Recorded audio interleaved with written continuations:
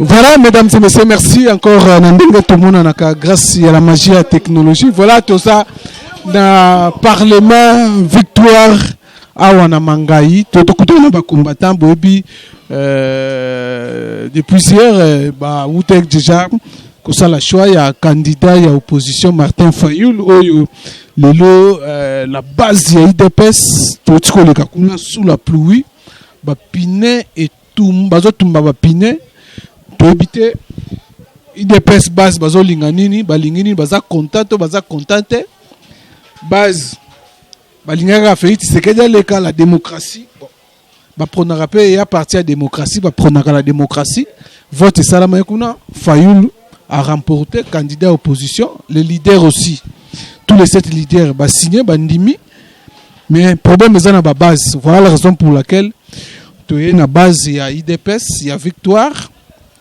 Pendant que il y a un autre collègue na permanence aussi kuna place yo yepazawana pour couvrir ce qui se passe là-bas je crois 6 changements dernière minute mais réunion extraordinaire il y a IDPS le secrétaire général Jean-Marc Abunda a convoqué rapidement faut ça la mawana et puis tout ça dans côté tout zopé réaction il y a base il y a victoire bango balobinini. Et voilà notre raison, tous alliés avant 300 plus tarder. Voilà.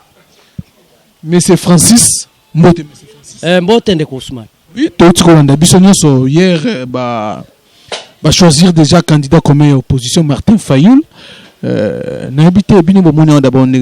Martin Fayoul. Merci de Kousman, mais ngana kolingana zongi sona na sima. Na kolingana zongi sona sima. Oeleke za kuangaje bao bakende ikuna. Donc Félix ezo engagé mo. Mais za président Ndimi a signé a posé cette papa. Na yebisa kayo déjà que to IDPS to yaka otandela motumbe tote. Na yebi bien que mbongo etamboli kuna. Mbongo etamboli kuna. Pour preuve. Bemba sala na kabila te. Fayoula sala na kabila te. Donc tous contre un. Bisoto rejeté biloko en bloc. Congrès ezali organe suprême à parti. Toujours c'est la réunion extraordinaire à parti. Bango pe soy bakei outre mesure. Bango pe oust. Donc bisoto rejeté biloko wana. Donc bongo benga président na secrétaire. Na tobengani yete. Il azala qui pris au dépourvu papa. Vote ya ba miibi. Je vous dis que mbongo etambulaki.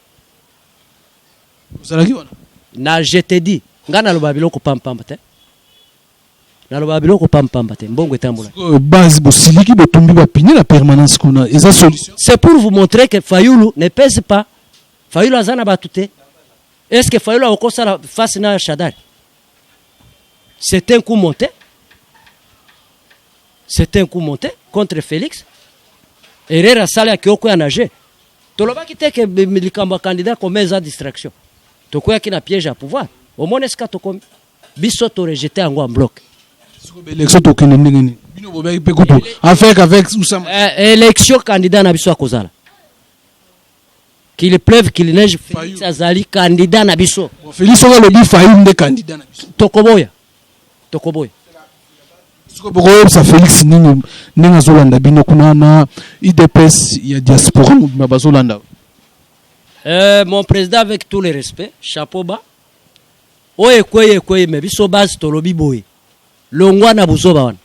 Longwa. Et là kisi polele que balinga kayote pe balinga kaide peste.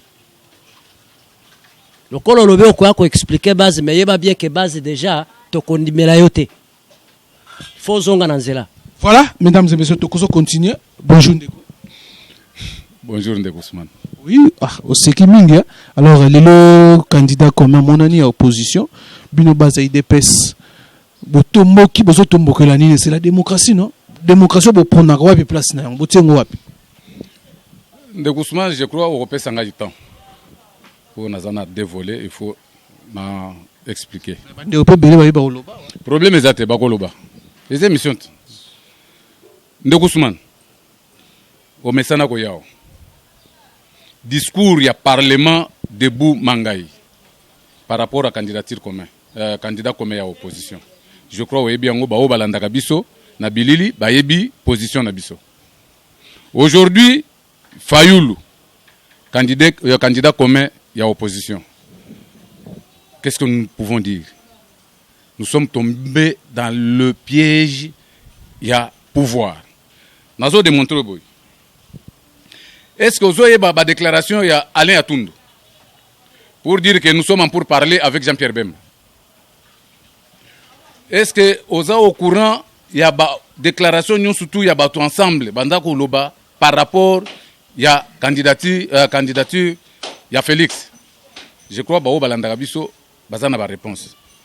Maintenant, ce qui s'est fait à Genève, c'est quoi? Ezali, continuité, la majorité, avait déjà peaufiné ses plans, bien avant. En amont, en côtoyant Bemba, en côtoyant Katumbi, en côtoyant Fayoulou, et tous ces mondes qui se sont retrouvés à Genève pour isoler IDPS. Pour que Simbisa IDPS touche. Mais Babosanaki et Lokomoko, IDPS, ce ne sont pas des cadres. Et ce n'est pas le président. IDPS, c'est la base. IDPS, c'est le congrès. Pourquoi Nazongi Sionasima? Biso Tolobaki avec la machine ou sans machine. Aujourd'hui, Oyo Baponi Fayoulou, Basala qui marche pour dire non à la machine à voter. Non, la machine à voter. Aujourd'hui, Fayoulou candidat commun à opposition. A kende na élection avec la machine ou bien à Rokendete. Soit à kende na élection avec la machine, c'est que ils ont le pouvoir a reçu son coup. Il y a qu'à retarder l'élection. Parce que lorsque le candidat commun va refuser les élections,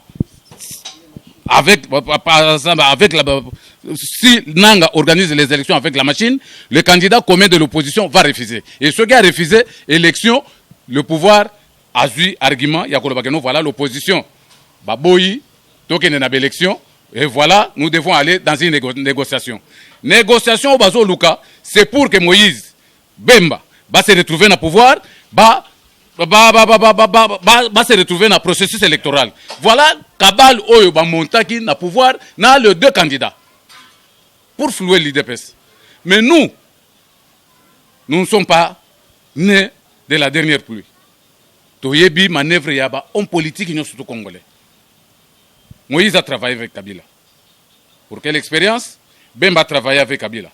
Pour quelle expérience? Pour ce tobi to zongela, to bandela basan city, to bandela ba dialogue makamunyu to eleki na kata mboko yo, to zali na leso moko te to ko tirer na ba opposant nyoso ba se retrouver na Genève.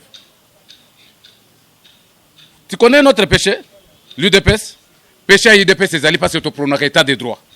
Parmi tous ces mondes-là, bah y a que un état de droit réellement installés dans Katamboka Nabiso, sont redevables devant la loi. Il n'a jamais eu de personne accéder au pouvoir parce qu'il a instauré un état de droit dans ce pays. Voilà Kabal au pouvoir avec, en complicité avec les autres, au Bassali pour nommer l'autre là. Dans ce parti, parti Nabiso, nous avons un problème. À l'interne, il y a un problème. Au Yaga na Parlement, au Ebi, combien de fois tu dénonces le comportement du cadre dans le parti. Au moment de décision avec la machine ou sans machine. Et décision, on a. Et qu'on a l'Obama en a monté. Je m'explique. Et qu'on a l'Obama en a monté pourquoi? Parce que, et pas Nanga, et pas Nabiso, et ça n'a d'âge, moko balobaka, so ozoli na esclave. Il faut y bandé nini, on vivre naïe. Pour continuer comme ça, l'homme sala. Moment où tu commis ce go, ils ont moment sigoyo. Le président Félix, il fallait avec la machine ou sa machine. Pourquoi? Parce que les autres, les mafieux, on contacte déjà plan à Bango pour choisir le maillon faible. Tala événement à Sadari. Est-ce que merveille le peuple congolais? Tala événement à Fayoulou. Est-ce que merveille le peuple congolais? Donc, bonnet blanc, blanc bonnet. Bango surtout, baza léger. On attendait Dauphin de l'autre côté. Kabila Bimiseli Bango surprise, Chadari, inconnu. Oui, la majorité, parce qu'on s'attendait à été. Dans l'opposition, le peuple congolais s'attendait. Surprise encore. Surprise, on a créé par qui? Par les soi-disant opposants, pas par l'UDPS. Maintenant, Félix est victime d'un complot de l'extérieur et de l'intérêt de notre parti. Par rapport à ma déclaration tapageuse au cadre de la parti.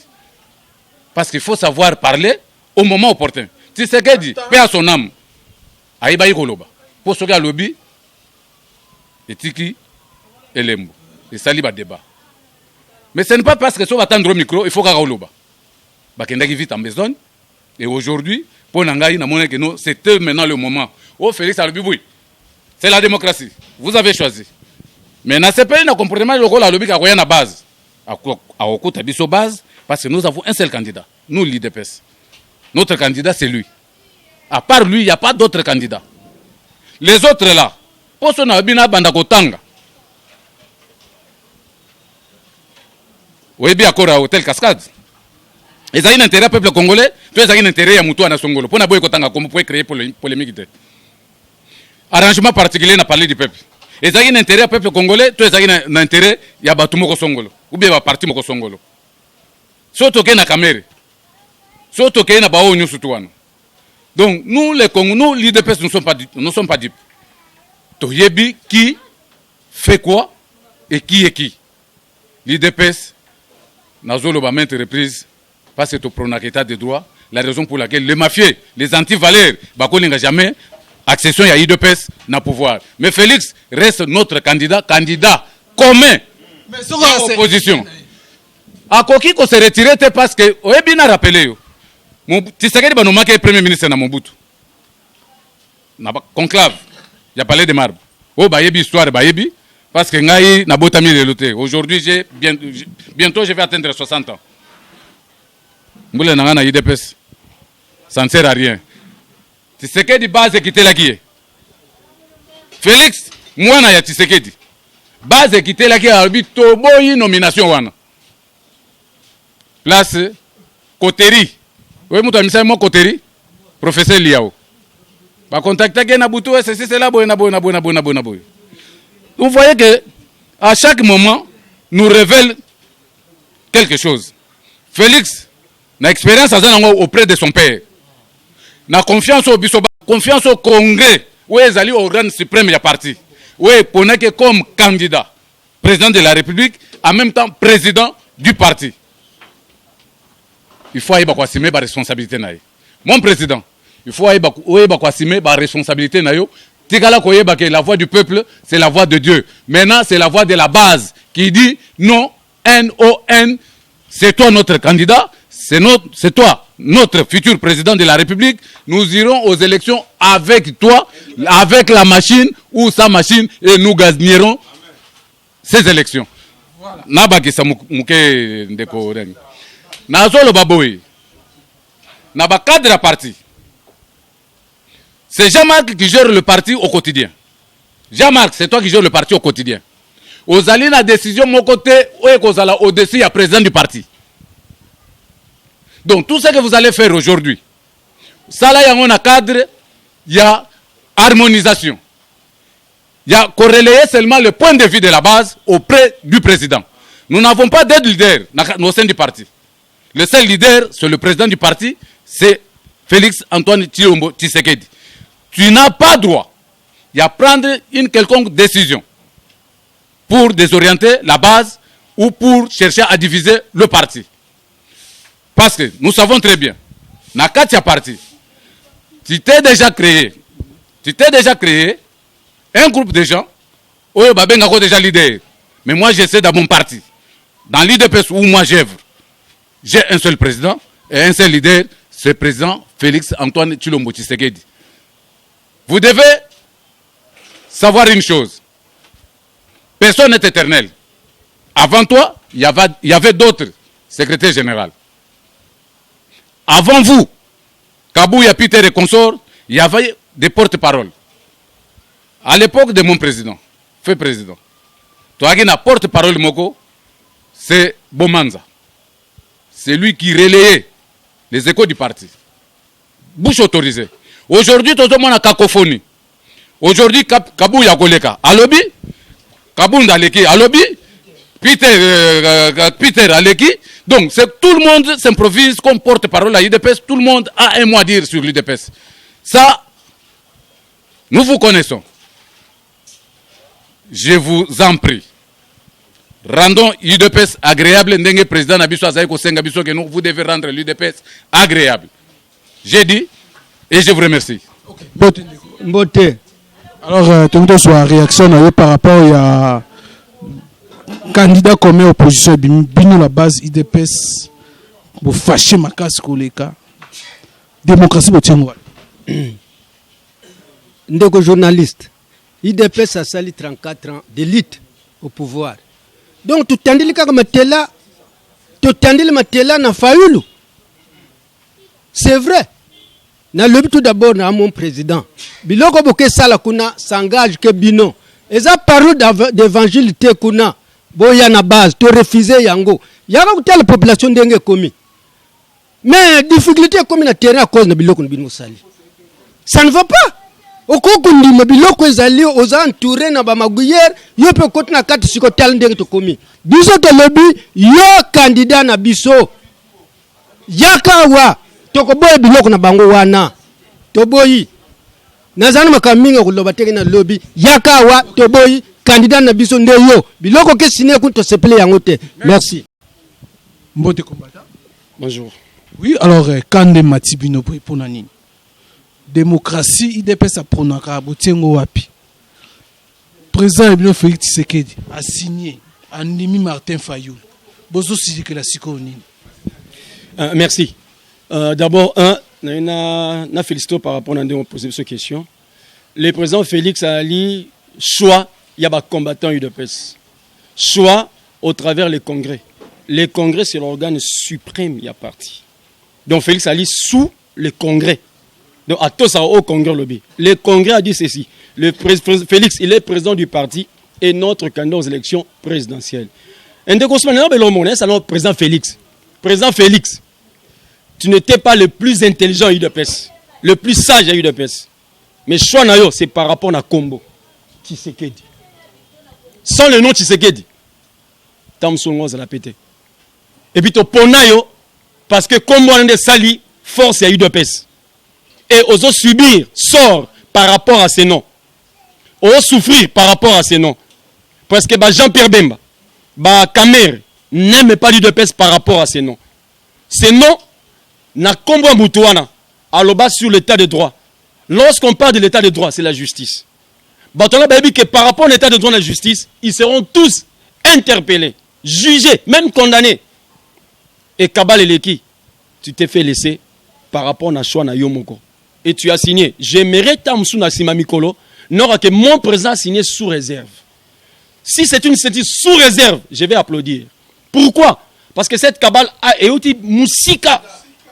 Et bani na mouvance na FCC ba pona mutumoko boye ba sali pe opposition ba pona mutumoko et ça lokola deux candidats commun à mouvance candidat commun à opposition et na kati ya jewana kuna moko abimi il n'a pas le poids c'est Chadari Koto Mousso abimi Fayoul qui n'a même pas le poids son parti politique est basé wapi na ville à Kinshasa na bin naza membre na section Ngiringiri atata na siège mo na Ngiringiri te Kasavu na epto so za wapi.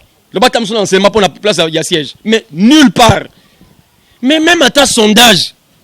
Est-ce que tu vas constater l'élection par rapport à un sondage? Dans le sondage, Fayoul avait combien de pourcentage? Sondage. Il y a Bussoté, il y a Bercy. Ce sont les Français. Félix, 36%. États-Unis, Félix, 44%. Fayoul avait combien? Ousmane, c'est par rapport à cela que je dis, je regrette infiniment que les Congolais n'aiment pas leur propre pays. Toi, dans la Kabbalah, il y a des étrangers. Hein. Ce sont les Rwandais qui veulent en profiter. Et bon, c'est la biso bagé, biso doro que nous coco c'est la bagé. Mais j'ai dit ceci, pour la biso UDPS. Sache que la Kabbalah ou Salami, ce n'est pas seulement au niveau à pays, même au niveau du parti. Il y a on a CP dans des Konanga les Karabi à parler sur Jean-Marc Aboun. Je sais que dans cette Kabbalah, il y a aussi quelqu'un qui veut jouer à ça la croque à jambe. Ça ne passera pas. Ousmane, ok, on attend les lots. Des gens qui disent que Félix puisse démissionner. Ah, démissionner par rapport à quoi? Qu'est-ce que Félix a fait du mal? Oui, n'a parlé de Bisoki. On n'a pas fait condition. Bisoki, Félix a maintenir signature naïe à démissionner. Non, excusez, tant Félix a quelqu'un l'Isanga retiré. L'Isanga, et l'Isanga. L'UDPS a démontré que c'est un parti démocrate. Lorsqu'on fait une chose, Babi que majorité va on laisse. Parce qu'il y a un Ousmane. Ce que Félix a fait, et Belé va comprendre, beaucoup vont comprendre par après. nous irons le 23 décembre. Ousmane, n'a juraté maintenant j'irai c'est quoi? Le 23 décembre, il n'y aura pas élection. Total la source quoi Martin Fayulu parce que le 23 décembre, il n'y a pas élection. Il n'y a pas aussi des machines. Tu vois un calendrier électoral, date, Babylone, tout, le 12. Non, mais on a cédé. Oui, tu as cédé. Martin Fayulu a sa poste. Comme candidat, il y a opposition. Ok, élection, mon colonie. Mais aux contre Bato Babi, Félix sera à maintenir signature. Le président Félix et le président élu de l'UDPS consacré par le Congrès comme président parti et comme candidat à l'élection présidentielle. J'ai dit, non, mais le président de Bisso. Bisso de Ponaki. J'ai Jean-Marc Kaboun, tu as blog on a trop, bah ça on peut na CA. Jean-Marc Kaboun a peine à Katabalo, je sais, non, le par rapport à Daibili comme non, a convoqué René Mouezalelo, et salam. Mais ne connaît bien qu'ils ne prennent aucune décision. Parce que Namino Kabatou, que ne peut pas le président Félix. Ils ont quel pouvoir le président Félix? Le président Félix soit bien long, alors on a un congrès extraordinaire à combattre à UDPS. Ils ont retiré confiance. Mais jusqu'à aujourd'hui, on a confiance à Félix. C'est lui notre président. C'est lui aussi le candidat pour l'élection présidentielle. Bah, et puis la mouvance, bah, et puis pour les babans à Félix. De poids lourd. Cher Ousmane, Félix a dit poids lourd. Ozunanou, Jean-Pierre Bem, il n'est pas dans la course. Alors, quand tu as maman pour Nanine. Moïse Katumbi, à la course, alors quand tu as maman pour Nanine. Pourquoi pas, mais c'est un bon, on a maman pour la corruption. Et l'on y est, c'est la banque passe. Passe Yanine. Balingi te Félix c'est la politique parce que sauf Félix a la politique na poids na combat UDPS bango tu ba boumi la classe politique pour dire ils savent que sur la élection Félix a mis président UDPS a 10 ans de mandat ben bien 10 ans il y a que Azui première mandature deuxième mandature et après Félix il y aura un autre combattant de place en ben bien il y a balingi ba écarter Félix ba ça la bilan là bon et aussi m'a pété tozonga Félix a bien zonga na base Félix a bien choix à base le bien Félix Karayo Bobele yo. Voilà, mesdames et messieurs, merci. Tokomina Souka, Tosaki na Parlement Victoire, Tokitari na base, sous la pluie, pour tous la réaction à Bango par rapport à une polémique autour, il y a Martin Fayulu, Basali, voté, candidat, il y a opposition, et surtout, signature, il y a Félix Tshisekedi, na communiqué final. En tout cas, quant à moi, je vous dis merci Nabino, merci Napiska Swanga, Oazaki, na caméra, merci aussi Nabino, Bopesek Biso, attention, bon, accordez attention, Tokutani Mbala Sima, na numéro Mususu, bye bye.